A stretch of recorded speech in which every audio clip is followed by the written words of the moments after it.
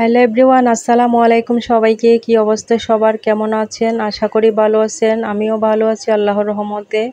চলে আসলাম আবারও নতুন ভিডিও নিয়ে আপনাদের মাঝে। আশা করি ভিডিওটা আপনাদের ভালো লাগবে। তো শুরুতে বলে নিচ্ছি, যদি ভালো লেগে থাকে একটা লাইক দিয়ে আমার সাথে থাকবেন। তো এখানে আজকে চিকেন রোস্ট রান্না হবে, সেজন্য চিকেন ফ্রাই করতেছি। তেলের মধ্যে তেল গরম হয়ে গেছে, ওখানে চিকেন দিয়ে দিছি, ভালো মতো একটু ফ্রাই করে নিচ্ছি। তো হালকা হালকা করে ফ্রাই করে নিয়ে তারপর এগুলা রোস্ট রান্না করা হবে। লাল লাল করে একটু ভেজে নিব, আস্তে আস্তে ভেজে নিচ্ছি তেলের মধ্যে দিয়ে,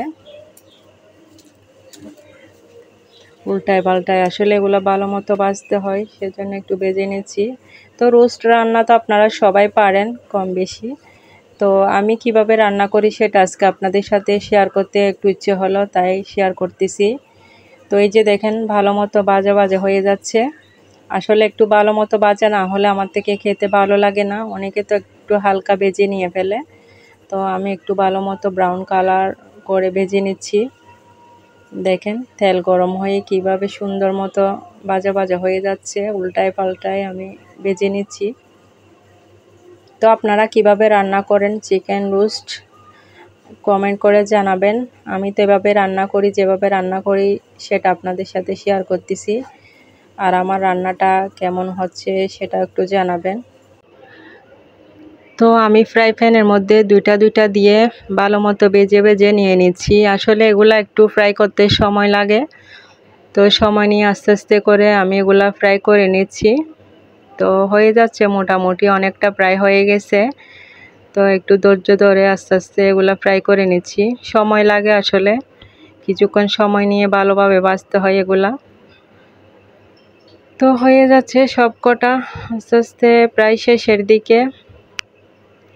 তো এখানে সব কয়টা ভেজে নিলাম। দেখেন আরও কিছুটা বাকি আছে, ওগুলো ভাজা শেষ করে রান্না করে নিব। তো দেখেন ভালোভাবে একদম ব্রাউন কালার করে ভেজে নিয়েছি। এভাবে করলে খুব ভালো লাগে। আবার এদিকে মাছ ফ্রাইও হবে। তো মাছের মধ্যে এভাবে ম্যারিনেট করে রাখছি, হলুদ লবণ মরিচ, সেগুলো দিয়ে মাছও ফ্রাই হবে আজকে মুরগির মাংসের পাশাপাশি। তো এখানে রান্নায় বসিয়ে দিলাম। বাদাম বাটা, পেঁয়াজ, আদা রসুন বাটা সব কিছু দিয়ে এখানে তারপর কষিয়ে নিচ্ছি ভালো মতো। টক দইও দিয়েছি, একটু সস দিলাম, সব কিছু দিয়ে একটু ভালো মতো কষিয়ে নিচ্ছি আস্তে আস্তে। আসলে কষানোর উপর নির্ভর করে রান্নার স্বাদটা, যত বেশি কষানো যায় তত বেশি স্বাদটা আমার কাছে লাগে, অনেক বেশি ভালো হয়। তো জানি না কীরকম আপনারা কীরকম রান্না করেন, আমার রান্নাটা কেমন হচ্ছে কমেন্ট করে জানাতে ভুলবেন না। এই যে রোস্ট রান্না করে নিলাম, ফাইনাল লুক রোস্ট রান্নার। একটু বুনা বুনা করে করেছি। তো বসে গেলাম এখন ফ্রেশ হয়ে, গোসল করে খেতে বসে গেলাম। রোস্ট নিলাম, মাছ নিলাম, মাছ ফ্রাই, তো পোলাও নিছি, বসে গেলাম এখন খাওয়ার জন্য। তো আসলে রান্নাটা মাশাআল্লাহ দেখতে অসাধারণ হয়েছে, খেতেও খুব মজা হয়েছে। আসলে আমি তো খাওয়ার পরে ভয়েস দিচ্ছি। আমার আজকের ভিডিও এখানে শেষ করে দিচ্ছি। সবাই ভালো থাকবেন, সুস্থ থাকবেন, খোদা হাফেজ।